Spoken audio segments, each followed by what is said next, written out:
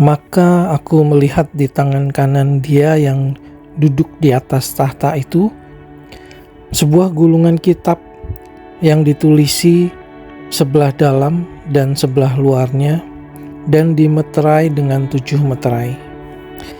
Dan aku melihat seorang malaikat yang gagah yang berseru dengan suara nyaring, katanya, "Siapakah yang layak membuka gulungan kitab itu dan membuka meterai-meterainya?"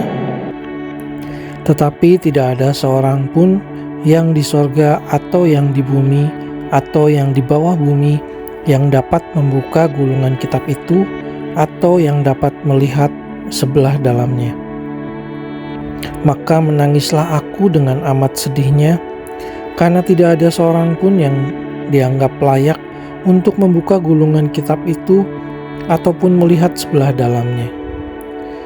Lalu berkatalah seorang dari tua-tua itu kepadaku, "Jangan engkau menangis. Sesungguhnya singa dari suku Yehuda, yaitu tunas Daud, telah menang, sehingga ia dapat membuka gulungan kitab itu dan membuka ketujuh meterainya." Maka aku melihat di tengah-tengah tahta dan keempat makhluk itu, dan di tengah-tengah tua-tua itu berdiri seekor anak domba seperti telah disembelih, bertanduk 7 dan bermata 7. Itulah ketujuh roh Allah yang diutus ke seluruh bumi. Lalu datanglah anak domba itu dan menerima gulungan kitab itu dari tangan Dia yang duduk di atas tahta itu. Ketika ia mengambil gulungan kitab itu, tersungkurlah keempat makhluk dan ke-24 tua-tua itu di hadapan anak domba itu, masing-masing memegang satu kecapi dan satu cawan emas, penuh dengan kemenyan. Itulah doa orang-orang kudus. Dan mereka menyanyikan suatu nyanyian baru, katanya, "Engkau layak menerima gulungan kitab itu dan membuka meterai-meterainya, karena engkau telah disembelih dan dengan darahmu engkau telah membeli mereka bagi Allah dari tiap-tiap suku dan bahasa dan kaum dan bangsa. Dan engkau telah membuat mereka menjadi suatu kerajaan dan menjadi imam-imam bagi Allah kita, dan mereka akan memerintah sebagai raja di bumi." Maka aku melihat dan mendengar suara banyak malaikat sekeliling tahta, makhluk-makhluk dan tua-tua itu, jumlah mereka berlaksa-laksa dan beribu-ribu laksa. Katanya dengan suara nyaring, "Anak domba yang disembelih itu layak untuk menerima kuasa dan kekayaan dan hikmat dan kekuatan dan hormat dan kemuliaan dan puji-pujian." Dan aku mendengar semua makhluk yang di sorga dan yang di bumi dan yang di bawah bumi dan yang di laut dan semua yang ada di dalamnya berkata, "Bagi Dia yang duduk di atas tahta dan bagi anak domba adalah puji-pujian dan hormat dan kemuliaan dan kuasa sampai selama-lamanya." Dan keempat makhluk itu berkata, "Amin." Dan tua-tua itu jatuh tersungkur dan menyembah.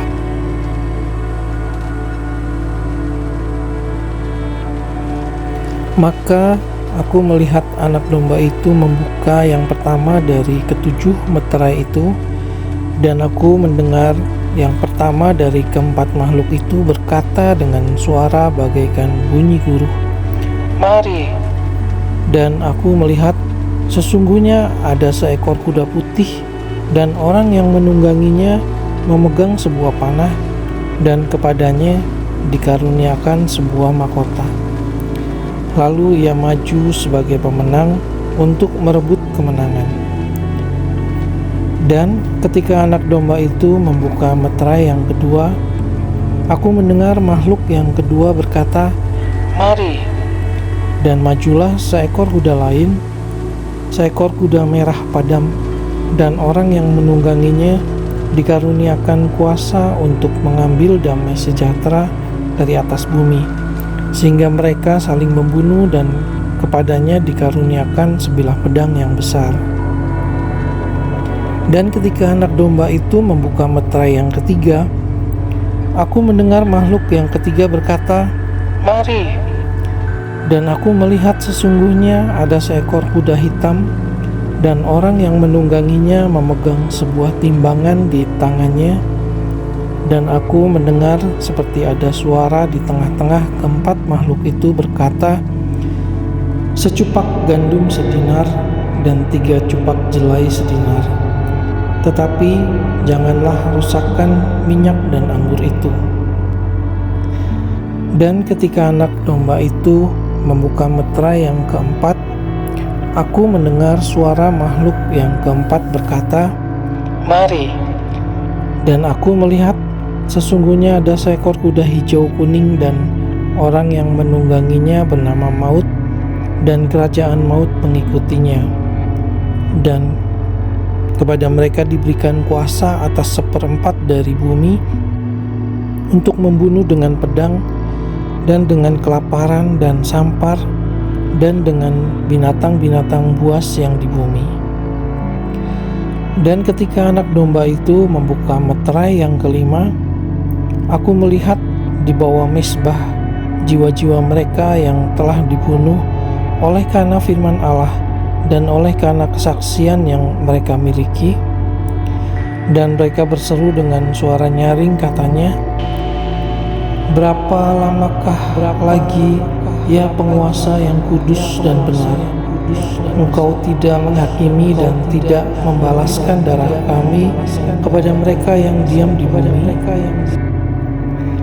Dan kepada mereka masing-masing diberikan sehelai jubah putih, dan kepada mereka dikatakan bahwa mereka harus beristirahat sedikit waktu lagi, hingga genap jumlah kawan-kawan pelayan dan saudara-saudara mereka yang akan dibunuh sama seperti mereka.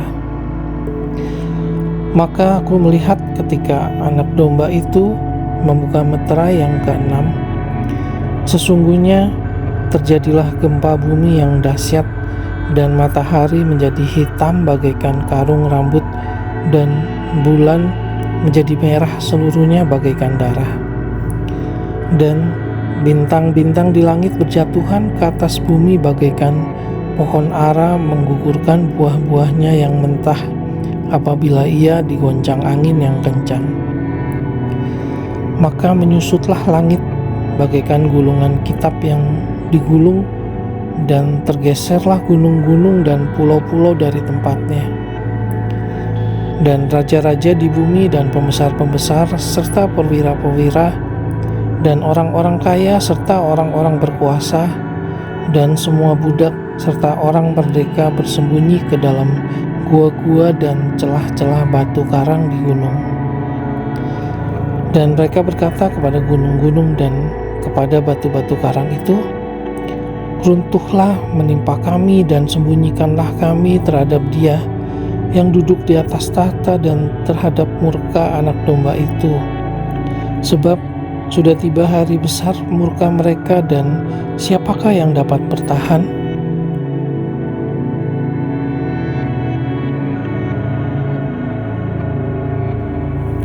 Kemudian daripada itu, aku melihat 4 malaikat berdiri pada keempat penjuru bumi, dan mereka menahan keempat angin bumi, supaya jangan ada angin bertiup di darat, atau di laut, atau di pohon-pohon. Dan aku melihat seorang malaikat lain muncul dari tempat matahari terbit.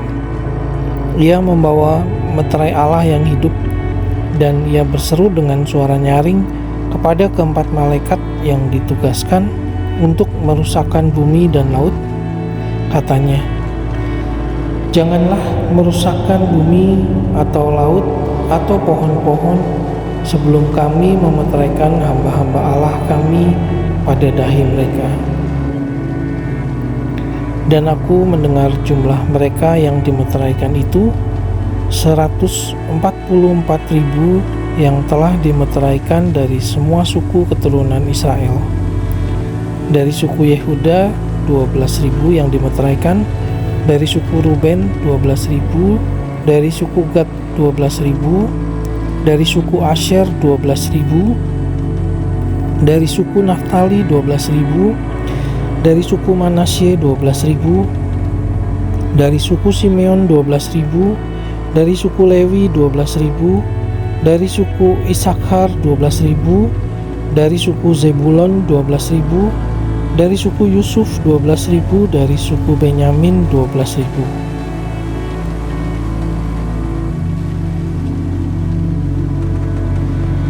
Kemudian daripada itu, aku melihat sesungguhnya suatu kumpulan besar orang banyak yang tidak dapat terhitung banyaknya, dari segala bangsa dan suku dan kaum dan bahasa, berdiri di hadapan tahta dan di hadapan Anak Domba, memakai jubah putih dan memegang daun-daun palem di tangan mereka. Dan dengan suara nyaring mereka berseru, "Keselamatan bagi Allah kami yang duduk di atas tahta dan bagi Anak Domba." Dan semua malaikat berdiri mengelilingi tahta dan tua-tua dan keempat makhluk itu. Mereka tersungkur di hadapan tahta itu dan menyembah Allah sambil berkata, "Amin. Puji-pujian dan kemuliaan dan hikmat dan syukur dan hormat dan kekuasaan dan kekuatan bagi Allah kita sampai selama-lamanya. Amin." Dan seorang dari antara tua-tua itu berkata kepadaku, "Siapakah mereka yang memakai jubah putih itu dan dari manakah mereka datang?" Maka kataku kepadanya, "Tuanku, Tuhan mengetahuinya." Lalu ia berkata kepadaku, "Mereka ini adalah orang-orang yang keluar dari kesusahan yang besar, dan mereka telah mencuci jubah mereka dan membuatnya putih di dalam darah Anak Domba.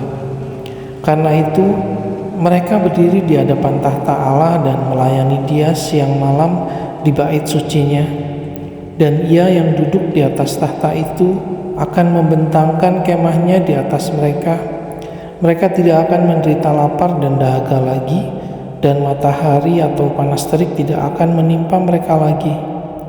Sebab Anak Domba yang di tengah-tengah tahta itu akan mengembalakan mereka dan akan menuntun mereka ke mata air kehidupan, dan Allah akan menghapus segala air mata dari mata mereka." Dan ketika Anak Domba itu membuka meterai yang ketujuh, maka sunyi senyaplah di sorga, kira-kira setengah jam lamanya. Lalu aku melihat ketujuh malaikat yang berdiri di hadapan Allah, dan kepada mereka diberikan 7 sangkakala.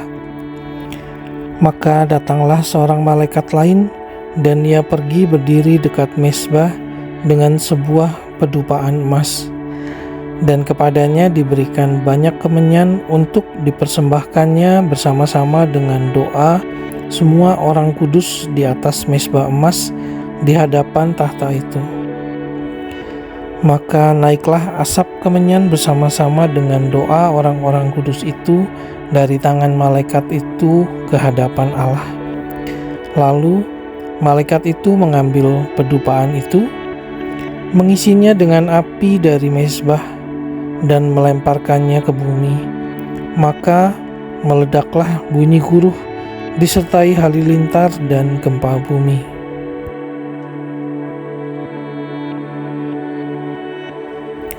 Dan ketujuh malaikat yang memegang ketujuh sangkakala itu bersiap-siap untuk meniup sangkakala.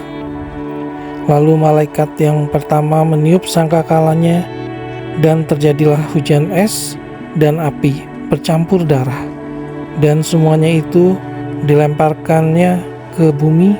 Maka terbakarlah sepertiga dari bumi dan sepertiga dari pohon-pohon, dan hanguslah seluruh rumput-rumputan hijau. Lalu malaikat yang kedua meniup sangkakalanya, dan ada sesuatu seperti gunung besar yang menyala-nyala oleh api, dilemparkan ke dalam laut, dan sepertiga dari laut itu menjadi darah. Dan matilah sepertiga dari segala makhluk yang bernyawa di dalam laut, dan binasalah sepertiga dari semua kapal. Lalu malaikat yang ketiga meniup sangkakalanya, dan jatuhlah dari langit sebuah bintang besar, menyala-nyala seperti obor, dan ia menimpa sepertiga dari sungai-sungai dan mata-mata air. Nama bintang itu ialah Absintus, dan sepertiga dari semua air menjadi absintus, dan banyak orang mati karena air itu, sebab sudah menjadi pahit. Lalu malaikat yang keempat meniup sangkakalanya, dan terpukullah sepertiga dari matahari, dan sepertiga dari bulan, dan sepertiga dari bintang-bintang, sehingga sepertiga daripadanya menjadi gelap, dan sepertiga dari siang hari tidak terang, dan demikian juga malam hari. Lalu aku mendengar seekor burung nasar terbang di tengah langit dan berkata dengan suara nyaring, "Celaka, celaka, celakalah mereka yang diam di atas bumi, oleh karena bunyi sangkakala ketiga malaikat lain yang masih akan meniup sangkakalanya." Lalu malaikat yang kelima meniup sangkakalanya, dan aku melihat sebuah bintang yang jatuh dari langit ke atas bumi, dan kepadanya diberikan anak kunci lobang jurang maut. Maka dibukanyalah pintu lobang jurang maut itu, lalu naiklah asap dari lobang itu bagaikan asap tanur besar, dan matahari dan angkasa menjadi gelap oleh asap lobang itu. Dan dari asap itu berkeluaranlah belalang-belalang ke atas bumi, dan kepada mereka diberikan kuasa sama seperti kuasa kalajengking-kalajengking di bumi. Dan kepada mereka dipesankan supaya mereka jangan merusakkan rumput-rumput di bumi, atau tumbuh-tumbuhan ataupun pohon-pohon, melainkan hanya manusia yang tidak memakai meterai Allah di dahinya. Dan mereka diperkenankan bukan untuk membunuh manusia, melainkan hanya untuk menyiksa mereka 5 bulan lamanya. Dan siksaan itu seperti siksaan kalajengking apabila ia menyengat manusia. Dan pada masa itu orang-orang akan mencari maut, tetapi mereka tidak akan menemukannya, dan mereka akan ingin mati, tetapi maut lari dari mereka.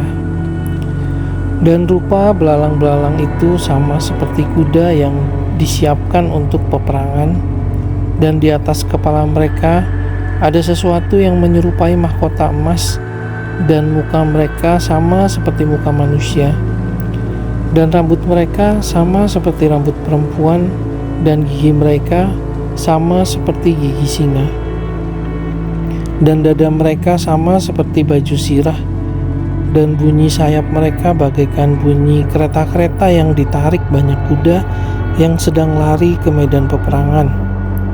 Dan ekor mereka sama seperti kalajengking dan ada sengatnya. Dan di dalam ekor mereka itu terdapat kuasa mereka untuk menyakiti manusia 5 bulan lamanya. Dan raja yang memerintah mereka ialah malaikat jurang maut. Namanya dalam bahasa Ibrani ialah Abaddon, dan dalam bahasa Yunani ialah Apollyon. Celaka yang pertama sudah lewat, sekarang akan menyusul 2 celaka lagi. Lalu malaikat yang keenam meniup sangkakalanya, dan aku mendengar suatu suara keluar dari keempat tanduk mezbah emas yang di hadapan Allah, dan berkata kepada malaikat yang keenam yang memegang sangkakala itu, "Lepaskanlah keempat malaikat yang terikat dekat sungai besar Efrat itu." Maka dilepaskanlah keempat malaikat yang telah disiapkan bagi jam dan hari, bulan dan tahun, untuk membunuh sepertiga dari umat manusia. Dan jumlah tentara itu ialah 20.000 laksa pasukan berkuda. Aku mendengar jumlah mereka. Maka demikianlah aku melihat dalam penglihatan ini, kuda-kuda dan orang-orang yang menungganginya, mereka memakai baju sirah, merah api dan biru dan kuning belerang warnanya. Kepala kuda-kuda itu sama seperti kepala singa dan dari mulutnya keluar api dan asap dan belerang. Oleh ketiga malapetaka ini dibunuh sepertiga dari umat manusia, yaitu oleh api dan asap dan belerang yang keluar dari mulutnya. Sebab kuasa kuda-kuda itu terdapat di dalam mulutnya dan di dalam ekornya. Sebab ekornya sama seperti ular.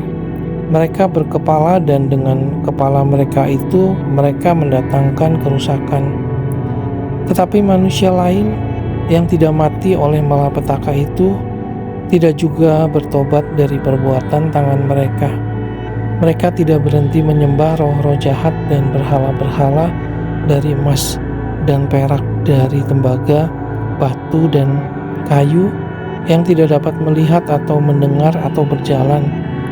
Dan mereka tidak bertobat daripada pembunuhan, sihir, percabulan, dan pencurian.